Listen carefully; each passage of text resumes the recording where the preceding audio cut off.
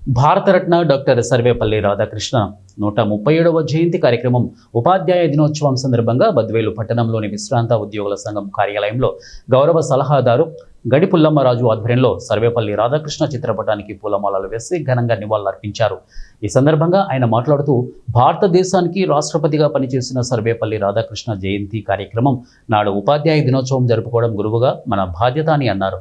భారతదేశానికి దిశానిర్దేశం చేసిన రాష్ట్రపతి డాక్టర్ సర్వేపల్లి రాధాకృష్ణ అని ఆయన సేవలు దేశానికి ఎంతో ఉపయోగపడ్డాయని వారు అన్నారు.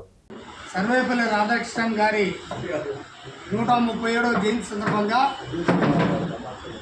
ఈరోజు ముఖ్యంగా ఎందుకంటే ఉపాధ్యాయుల దినోత్సవం కూడా అందులో ఇంకో ముఖ్యమైనది ఈరోజు మిలాడి నబీ పండగ. సాయి ముస్లిం సోదరులకు మిలాడి అంటే 2 పండుగలు ఈరోజు కలిసి వచ్చినాయి. ఎందుకంటే ఉపరాష్ట్ర పదవి నుండి రాష్ట్రపతి పదవికి ఎన్నికైనటువంటి సర్వేపల్లి రాధాకృష్ణన్ గారి జయంతి సందర్భంగా మన బద్వేలు పట్టణం విశ్రాంత ఉద్యోగుల సంఘ కార్యాలయంలో ఆయన చిత్రపటానికి పూలమాల వేసి ఘనంగా నిర్వహించడం జరిగింది. ఎందుకంటే ఆయన ఉపాధ్యాయుడు ఉంటూ రాష్ట్రపతి స్థాయి అయినటువంటి మహానుభావుడు రాధాకృష్ణ. ఆయన అందుకే ఈరోజు మొత్తము ఆంధ్రప్రదేశ్లో ఉపాధ్యాయ దినోత్సవం కూడా జరుపుకుంటున్నారు. ఎందుకంటే ఉపాధ్యాయ దినోత్సవం జరుపుకుంటూ ఉపాధ్యాయులను గౌరవించే స్థాయికి ఈరోజు ఆయన పెట్టింది బిచ్చే.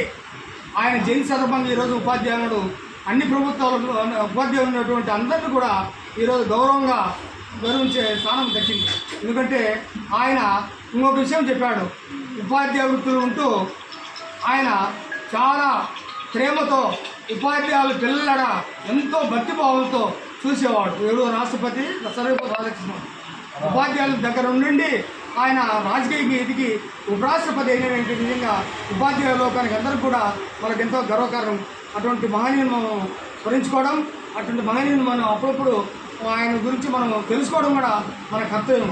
కాబట్టి ఈ కార్యక్రమం వచ్చినట్టు మీ అందరికీ మరొకసారి ధన్యవాదాలు తెలుపుతూ ఈ కార్యక్రమాన్ని మన కార్యదర్శి అందరికీ నమస్కారం. మన రాష్ట్రపతి డాక్టర్ సర్వేపల్లి రాధాకృష్ణన్ గారు 137వ జన్మదినమును మన పెన్షన్ కార్యాలయంలో జరుపుకోవడం మనకెంతో సంతోషదాయకము. ఒక ఉపాధ్యాయుడిగా ఉండి రాష్ట్రపతికి ఎదిగినాడంటే ఆయన క్రమశిక్షణ పట్టుదల వలననే ఆయన అంత పైకి ఎదగలిగినాడు. అదే ఆయన జన్మదినాన్ని ఉపాధ్యాయ దినోత్సవంగా మన దేశ ప్రజలందరూ జరుపుకోవడం ఎంతో సంతోషదాయకం. ఎందుకంటే ఎవరినైనా భావి భారతంలో తయారు చేసేది ఉపాధ్యాయులే. దేశానికి దేశ అభ్యున్నతికి దేశ అభివృద్ధికి దేశము ఉత్తమ దశగా ఉత్తమ పౌరులుగా తీర్చిదిద్దేది ఉపాధ్యాయులే. కాబట్టి అటువంటి ఉపాధ్యాయుల దినోత్సవాన్ని మన పెన్షన్ కార్యాలయంలో జరుపుకోవడం చాలా సంతోషదాయకంగా ఉంది. ఈ అవకాశం ఇచ్చిన పెద్దలకు ధన్యవాదాలు తెలుపుకుంటూ సెలవు తీసుకుంటున్నాం. అందరికీ నమస్కారం. నాకు ఈ సభలో మాట్లాడే జ్ఞానం ఇచ్చిన మా గురుదేవులకు నమస్కరిస్తూ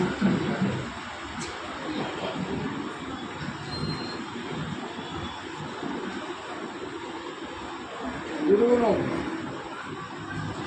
భగవంతుని కన్నా ఉన్నతునిగా గొప్పగా గుర్తించిన దేశం ప్రపంచంలో ఏ దేశం అంటే ఒక భారతదేశమే. భారతదేశంలోనే ఆ గురువుకు అంత గౌరవాన్ని అందించారు సర్వేపల్లి రాధాకృష్ణన్ గారు. ప్రపంచంలోనే గురువుకు ఉన్నతమైన స్థానాన్ని అందించిన సర్వేపల్లి రాధాకృష్ణన్ గారు గొప్ప అభినందనీయం. ఆయన జననం 5/9/1888. మరి ఆయన పుట్టినరోజును ఆయన అసలు జరుపుకోవద్దని చెప్పాడు. ఎందుకంటే సమాజంలో ఉపాధ్యాయులందరినీ గౌరవించినప్పుడే నా పుట్టినరోజును గౌరవించినట్లు. కాబట్టి నా పుట్టినరోజును ఉపాధ్యాయ దినోత్సవంగా జరుపుకోండి అని సలహా ఇచ్చాడు. అలాంటి ఉన్నతమైన భావాలు జాతీయ దృక్పథం కలిగిన వ్యక్తి. మరి ఆయన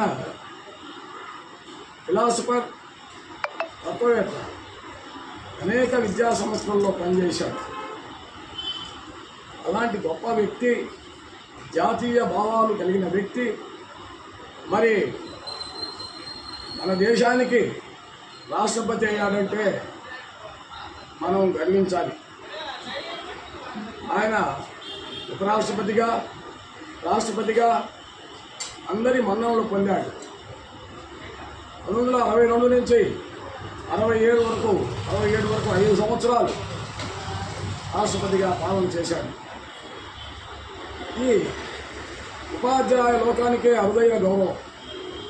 ఒక ఉపాధ్యాయుడు లేదా ఒక అధ్యాపకుడు అంత దూరం ఎదిగాడంటే ఆయనలో ఎంత గొప్పతనం ఉందో, ఎంత నిజాయితీ ఉందో, ఎంత ఆయనలో ఉపాధ్యాయుడంటే ఎంత గౌరవం ఉందో సమాజానికి ఆయన వెలికి చాటాడు. మరి ఉపాధ్యాయుని గురించి ఇంతగా చెప్పడం ఎందుకంటే మనలో ఉన్న అజ్ఞానాన్ని తొలగించి జ్ఞానాన్ని ప్రసాదించేవారే గురువు.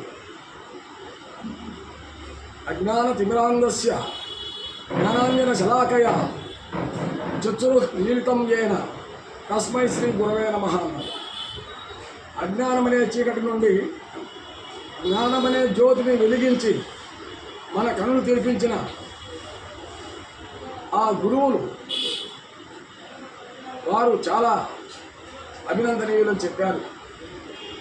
అలాగే పండితులు ఏమన్నారంటే గురు బ్రహ్మ, గురు విష్ణు, గురుదేవో మహేశ్వర, గురు సాక్షాత్ పరబ్రహ్మ. అంటే గురువు అంటే పరబ్రహ్మ స్వరూపం అట. అంటే దేవుని కంటే కూడా గొప్పతనాన్ని ఆపాదించారు గురువు. ఎలాగంటే సముద్రాన్ని చూసినప్పుడు అలలు ఉంటాయి, అలలను నమస్కరిస్తే సముద్రానికి నమస్కరించినట్లే. అలాగే గురువుకు నమస్కరిస్తే త్రిమూర్తులకు కూడా నమస్కరించినట్లే అనేది దాని భావం.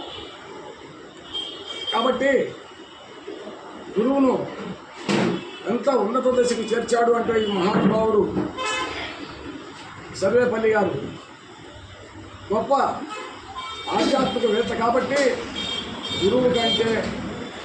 గురువు దేవుని కంటే కూడా గొప్పవాడని చెప్పాడు. మరి ఈ గురువు అనే పదానికి చాలా అర్థాలు ఉన్నాయి, చాలా భావాలు ఉన్నాయి. ఆధ్యాత్మికంగా ఎదిగిన వారిని నిజంగా గురువులు అంటారు. మరి ఇక్కడ మన గురువుకు అంత ప్రాధాన్యత వచ్చింది అంటే వారు పెట్టిన భిక్షే మనకు. అసలు నాకేమీ తెలియదు 12 వచ్చేటప్పుడు. హై స్కూల్స్కి వచ్చిన తర్వాత వారు చెప్పిన 4 అక్షరాలే. నేను ఎక్కడో ఉన్నాను, ఆత్మస్థాయిలో ఉన్నాను. వారు చెప్పిన 4 అక్షరాలే నన్ను ఇంతవాణిగా చేశాయి. ఒకనాడు మేము మా గురువులతో విహారయాత్రకు పోయాం, బద్వేల్లో పనిచేసేటప్పుడు. అక్కడ పెర్లగొండం అని చూడడం పోయాం. అనుకోకుండానే పెర్లగొండంలో అకస్మాత్తుగా పడిపోయాను లోపల. నాకు తెలియదు. నా గురువులు చూశాను, నా పిల్లలు చూశాను. వెంటనే తీసి బయట పెట్టి ఆ నీటిని, తాగే నీటిని తొలగించి నా గురువులు నాకు పునర్జన్మ ఇచ్చారు. మరి నేను ఇప్పటికి కూడా నా గురువులను ఎప్పుడు మర్చిపోలేను. వెంకయ్యరావు గారు, దేవదానం గారు, దేవరాజరావు గారు, వెంచరెడ్డి గారు, అలాగే మల్లారెడ్డి సారు, అంకయ్య సారు, వారు అంకిత భావంతో ఒక బిడ్డలుగా మమ్మల్ని చూసుకున్నాం. అలా చెప్పబట్టే మేము ఈ స్థితికి వచ్చాం. మరి ఈనాడు వారు లేకుంటే